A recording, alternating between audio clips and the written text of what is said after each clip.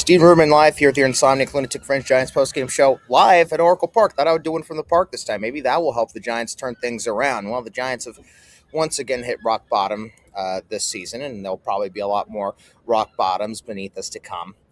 The Giants, someone did a video this morning about how the Rays are dead last in barrels and barrel percentages, the useless analytical stats.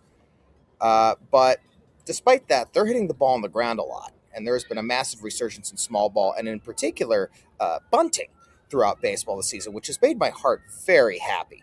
The Rays may be, last in the stats that are completely useless and mean absolutely nothing, but they are 11th in runs scored with 244, third in batting average at 260, and third in on-base percentage at 333. They also happen to sit atop the American League East with the best record in the American League, the second best record in all of baseball at 36-20.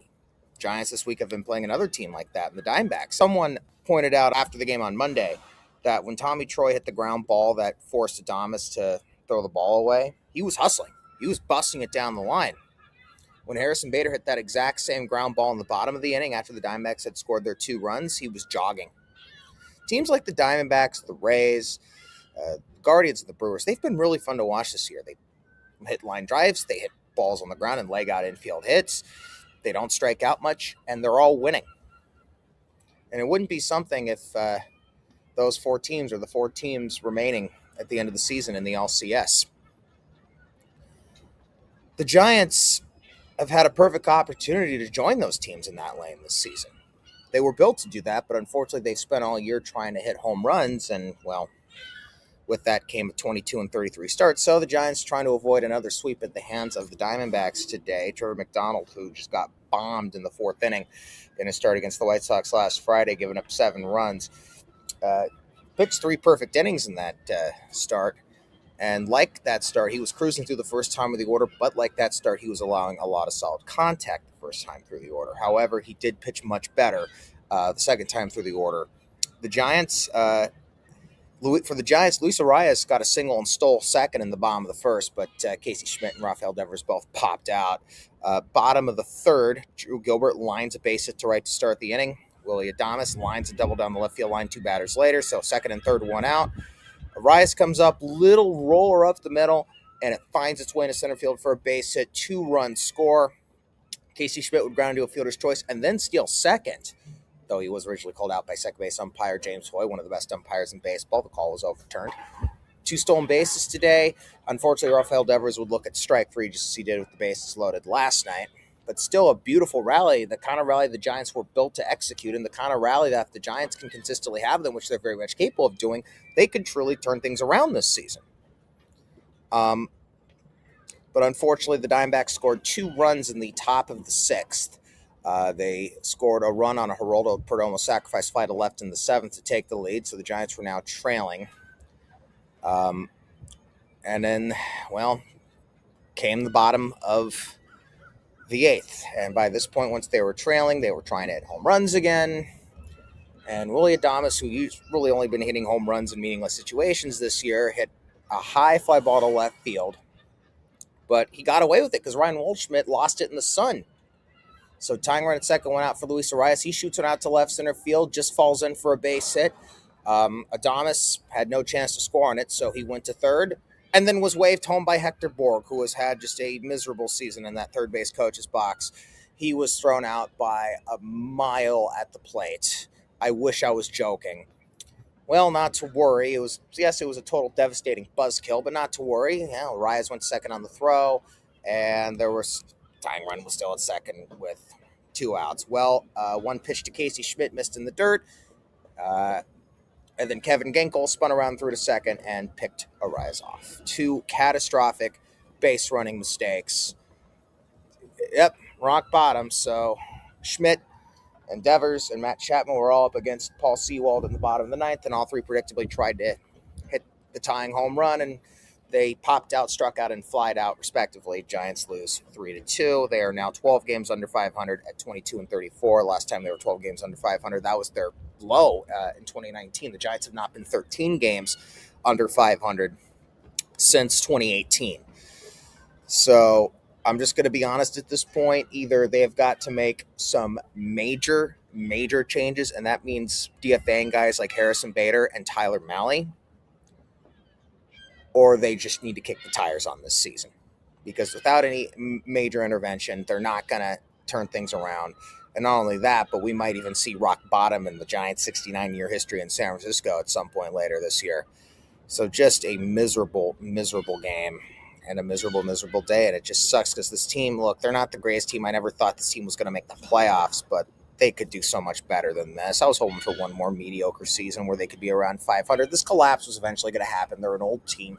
Thankfully, Buster's doing a great job with the farm.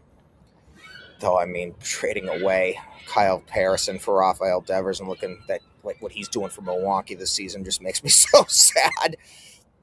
He's probably going to the All-Star game. Anyway, it has just been a really rough season for the Giants, and hopefully they can turn things around. Well, they're headed on the road. 3 in Denver, 4 in Milwaukee, 3 in Chicago for 3 against the Cubs at Wrigley Field. And Logan Wall will be coming off the IL Friday to make the start in Denver. Hopefully he can pitch better. Maybe, he had bursitis, which, again, I thought that was like an old person thing. But Webb at the age, I think, he's 29, has got bursitis in his knee. Hopefully he will pitch better now that he's spent some time on the injured list. Jung-Hoo Lee should be eligible to come off the injured list as well. Hey, DFA Bader and Malley. There you go. Malley's got to go too. And unfortunately, Hector Borg, it's been really rough for him at third base this year. And I think he lost his grandfather in the Dominican Republic, so he, of course, was gone for a few days. But unfortunately, I mean, this is the harsh reality of the game of baseball. You might have to be looking to make a change in the third base coach's box as well if the Giants want to salvage the season. The good news is that knowing the Giants organization, they're not going to kick tires on the season on May 27th. Giants' schedule does get easier as the season goes on. And maybe that's just complete hopium from yours truly, but something has truly got to give here because this has just been a really sad season. And this team has so much talent, and it's not Tony Vitello's fault. I mean, he's made some bad moves bringing in Eric Mackage to face Ketel Marte last Tuesday when Marte hit the walk-off, and then bringing in lefty face Marte last night when he hit the bomb over to the local 38 Plumbers strip. I don't know if you guys can see that. There it is. But, it's not his fault, and I just hope that he sticks around.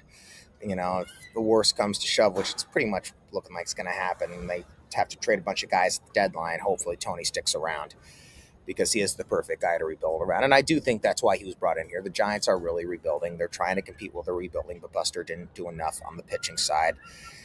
All they had to do was re-sign Tyler Rogers. All they had to do was go after a starter. There was a lot of good pitching on the market, and Buster just couldn't do it. And as good a job as Buster's done on the farm, he completely set Tony up to fail this season. And all I know is Tony better not be the fall guy. Tony deserves to be here through the end of his contract. The Giants are clearly rebuilding, as I've been saying since the offseason, really since the end of last July. And hopefully, though, as they rebuild, they can still turn things around and create some memories this year and get back into the races here. And as I've said, if they can play the type of baseball that they are built to play, then they can get back into it this season. And I get it. They're going to be, they're going to be either 8 or 9 games back of the Cardinals for the third wild card here, just 56 games into the season. Okay, 8 back. Cardinals lost today in Milwaukee 2-1. The Giants definitely have a hill to climb. That's for sure. And, hopefully they can get 3 wins in Denver over the weekend. I'd like to thank my boss, Lee Leonard. This has been a production of Sports Radio Service. For Lee, I'm Stephen Ruderman. Hope you enjoyed my musings today. Have a good night. From Oracle Park, I'll talk to you soon.